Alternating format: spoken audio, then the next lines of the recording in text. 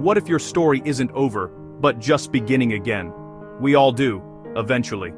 We look in the mirror and see a face mapped by laughter and worry, dreams realized and dreams lost.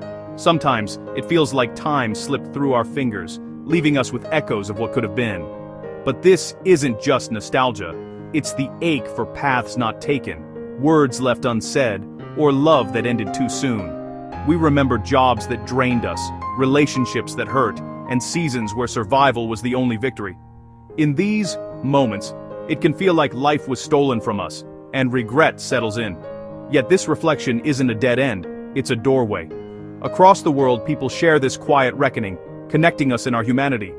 To be human is to know loss, to wish for a chance to rewrite chapters with the wisdom we have now. But what if those years weren't truly lost? What if every struggle was seen and held by a power greater than us? The journey of restoration begins not by looking back in sorrow, but by daring to hope that even broken pieces can build a beautiful future. Life moves in seasons, times of growth and joy, and times of silence and waiting. In the silent seasons, it feels like nothing is moving forward. Prayers go unanswered, efforts seem wasted, and hope fades. We watch others celebrate while we feel stuck, wondering if we've been forgotten. But even in winter, life isn't gone. Seeds are waiting, roots are growing. The silence is not emptiness, it's preparation. God hasn't forgotten you.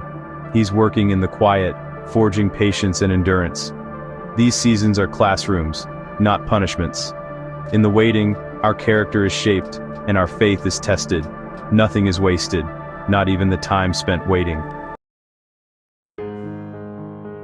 In ancient times, locusts meant devastation, fields stripped bare, hope destroyed. Today, our locusts are failures, betrayals, regrets, and long seasons of hardship. They eat away at our confidence, joy, and vision for the future.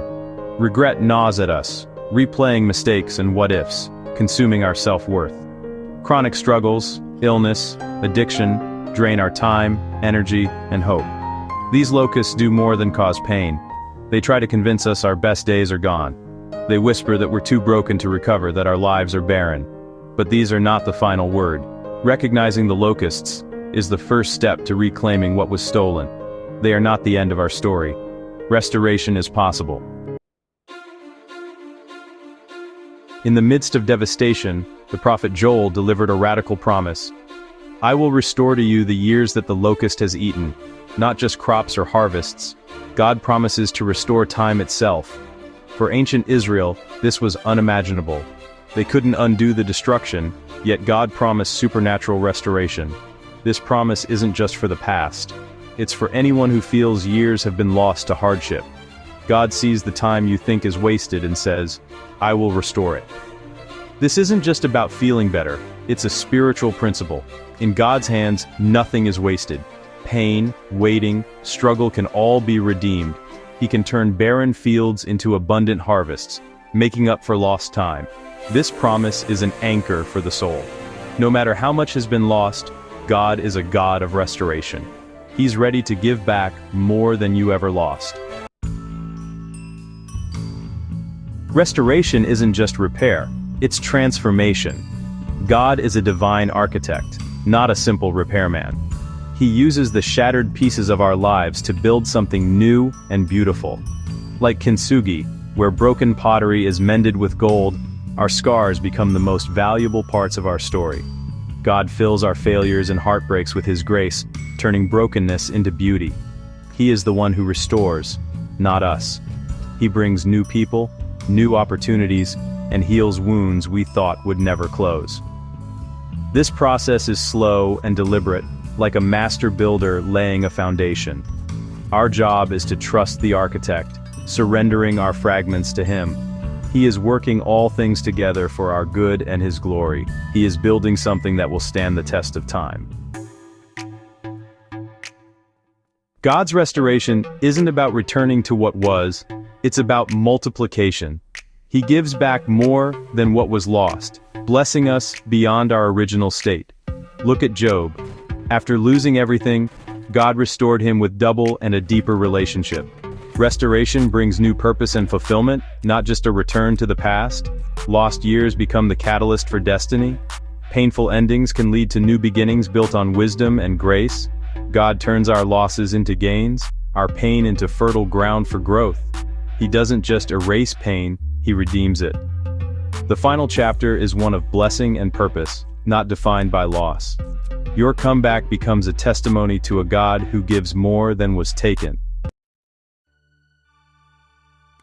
God's restoration is never just for us, it's for others too. Our pain, once redeemed, becomes our platform to help others. Scars become credentials. Our mess becomes our message. Those who've walked through darkness are best equipped to guide others out. Your experience with loss uniquely qualifies you to comfort and encourage. God creates a chain of healing, restoring you so you can restore others. Your story of restoration is the beginning of your ministry. Every life is a story, with chapters of joy and sorrow. We're tempted to hide the painful parts, but those are the most powerful. Your journey from brokenness to healing is a survival guide for others. Sharing your struggles gives others hope and permission to be honest about theirs. Your testimony can be a lifeline, showing that the end of a chapter isn't the end of the book. Your story is a gift, shared in small moments. It can change lives. Your restored years become a well of hope for others. If this message spoke to your heart, don't keep it to yourself. Share it with someone who needs restoration today. Restoration isn't a distant event. It begins the moment you invite God into your loss. It starts in the storm, not after it. The moment you surrender your broken pieces, the divine architect begins his work. Restoration may start small, a flicker of hope, a moment of peace. God meets you where you are, not where you wish you were. Every choice for faith, forgiveness, and trust is a step in your restoration. It's a daily partnership, happening in small, quiet moments. Don't wait for a grand moment. See the evidence of restoration already in your life. The years the locusts have eaten are being redeemed, right now. Today we stand not as prisoners of our past, but as candidates for restoration. The echoes of lost time no longer have the final say. The silent seasons were preparation, not waste. The scars left by hardship are being filled with gold. The most beautiful chapters are yet to be written. God can compress years of blessing into a single season, open doors you never imagined. Your job is to believe, not to figure out how. Let your story become a beacon of hope for others. The restoration is happening now, shaping a future more beautiful than you can imagine. Your broken story is being rewritten. Its final chapter will be one of victory and hope. Join us each week for messages of hope and renewal. Subscribe for more words that restore your faith.